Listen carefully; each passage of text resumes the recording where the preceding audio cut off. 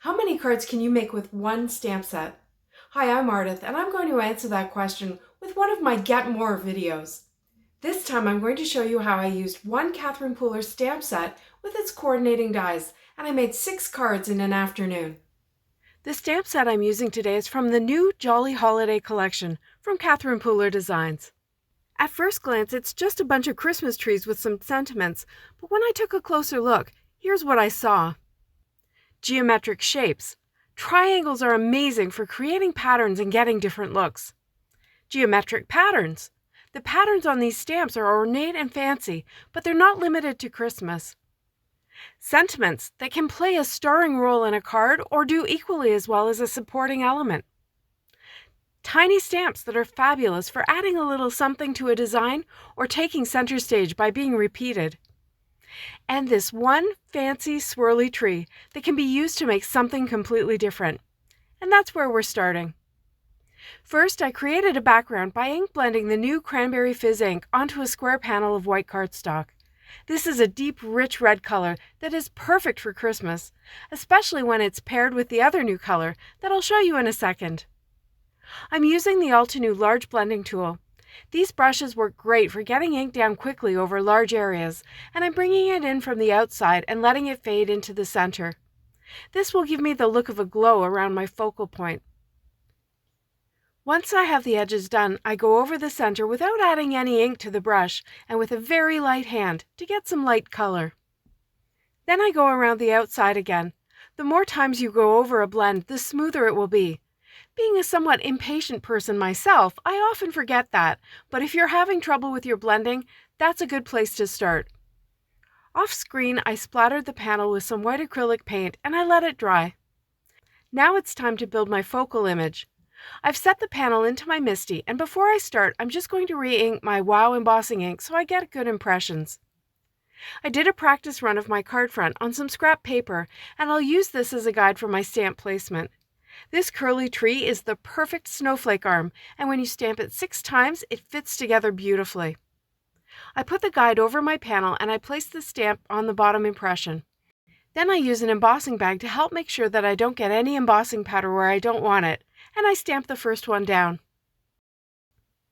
I stamp the guide freehand, one tree at a time, but now I'm thinking I can just flip my cardstock panel to stamp the opposite side. That way I can stamp and emboss 2 of the arms before I have to put the guide paper over top again. I use some Wow Sparkling Snow embossing powder. This is an opaque white powder with sparkle in it, and it's of course perfect for a snowflake. I put the panel into a shoebox lid that I've lined with some foil. This saves me from trying to hold on to the panel while I heat it, and I think the foil reflects back some of the heat to reduce warping. Then I put my guide over top, move the stamp, and start the whole process again. Flipping the cardstock works because the snowflake is symmetrical. The only tricky thing with a snowflake for me is the angle between the 6 arms, which is why I did the guide. I'll keep this with the stamp set so I can do it again in the future. Then I move the stamp and I do it one more time. As I'm doing this, I'm seeing a beautiful snowflake, but if you did this with rainbow colors, you could get a fun background for a card at any time of the year. Or emboss it with black and you'd get an elegant wrought iron look. Don't make the mistake of thinking that Christmas trees, or snowflakes for that matter, are only for Christmas. To finish this card, I stamped the "'Tis the Season" sentiment from the set, and I cut it with a circle die. I popped it up with the center and I added some white iridescent jewels. Okay, so that was Cranberry Crisp. Now let me introduce you to Deck the Halls. This is a deep Christmas green that is a little bluer than the spruce that's already in Catherine's collection. I'm going direct to paper here for a solid background. It sounds pretty plain, but wait until you see what's coming. Off camera, I spritzed it with Avery Elle Shimmer Spray. Guys, I love this stuff. It adds a subtle shimmer, some splatter detail, and a beautiful velvety finish to any of Catherine's inks. I used a ruler to find the center of my panel because I'm going to use the Misty Turn technique. I place one of the tree stamps so that the tip is near that center point, and I stamp it down with embossing ink. Then I turn the panel 90 degrees and stamp again, and again, and again, until I have 4 stamped trees. I add sparkly gold embossing powder over top and I heat it up. Then I put the panel back in the MISTI, I move the stamp so that it's in between two of the gold trees, and I repeat the process. Stamp and turn, stamp and turn, stamp and turn.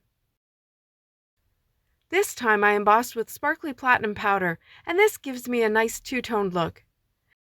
And this is another design that you could de-Christmasize by simply changing the colors. I had originally planned to turn this into an ornament, but I'm sure you can see that my center was not exactly perfect, so instead I cut it with 2 circle dies and I made a wreath. I created another panel of Deck the Halls cardstock, embossed a sentiment in the center, and then I popped the wreath up on top of that. I love the rich monochrome look of this card. My next card starts with some more ink blending. This time I want to use both Cranberry Fizz and Deck the Halls, so I start by blending the red on one side. And of course I got a smudge. I figured I can cover that smudge with the green, so I'm not too worried about it, but I did get out some scrap paper to help make sure I don't get any green smudges in the red. Rather than blending these two together, I left a narrow area in the center, and now I'm going back in with a smaller brush and some Sauna ink. This gives me a great blend with both the red and the green, and it allows me to achieve a smooth transition. And if you haven't seen my video about blending Catherine's inks to create new colors, I've linked it in the top corner and also in the description below. To add some subtle interest to my background, I'm using the new Jack-in-the-Box stencil and just going over the panel with the same colors. This time I'm starting with the Sauna just so that I don't end up getting a ton of green and red ink on the brush. Then I finish with the 2 other colors, and when I take off the stencil, you can see the gorgeous tone-on-tone look. Like the other panels, I spritz this one with the shimmer spray for a festive touch. To finish this card, I cut 3 of the tree dies from white cardstock, and I spritz them with the shimmer spray as well. I arranged them in the center of the panel, and I popped a couple of them up for dimension. For my next cards, I did something that's totally new for me. I used a gel press. I wanted to see if Catherine's inks will work for this technique, and they do. They tend to bead up a little bit on the press due to them being dye inks, but I find that just really adds to the overall texture of the piece. I started by pressing the colors down onto my 5x7 gel press, starting with the Sauna in the center to allow for that transition. Then I used my brayer to try and smooth the blend out a bit. This is the part that I probably need a little more practice at, and I'm really looking forward to doing some more of these. I put the stencil down on the gel press, and then I pressed a half sheet of Neenah Index cardstock over it. This paper is thicker than computer paper, but nowhere near the weight of cardstock, so it's cheaper, and it works perfectly for this technique. When I lift it up, I've got this gorgeous muted background, and of course I have the ink on the stencil, so I can use that to make another background. But getting back to the press, there's still some ink there, so I can make another print called a ghost print. It has the reverse pattern of the stencil on it with the colors showing through. Here they are together. I can't believe how easy this is, and I can't wait to make more. For this card, I used the first gel print, and I made a faux shaker. I put some spruce ink down onto my card base for some contrast. I used spruce because where the Cranberry and Deck the Halls mixed, I got more of an earthy tone, and the Deck the Halls on its own didn't quite match anymore. I cut another one of the trees from the center of the panel, and I popped the panel up with 1 layer of foam tape. Then I added some gold jewels as ornaments, and also to look a bit like a shaker. For the ghost print, I trimmed it down and I put it on another panel that I had edged with Cranberry Fizz. I added a sentiment strip that I had made by repeating the 1 sentiment in Cranberry and Deck the Halls, and I popped up some Sauna colored stars that I had made with the star die. In the interest of time, I didn't show how I made this 6 card. I simply used Cranberry Fizz ink through the stencil. I love the crispness of this, and I really didn't want to do too much else to it, not even the shimmer spray. I trimmed it on an angle to fit the sentiment, and I added some white jewels in the centers for a bit of sparkle. I hope I've got you thinking about how you can look at your stamps in a different light to see how many different cards you can get from one set.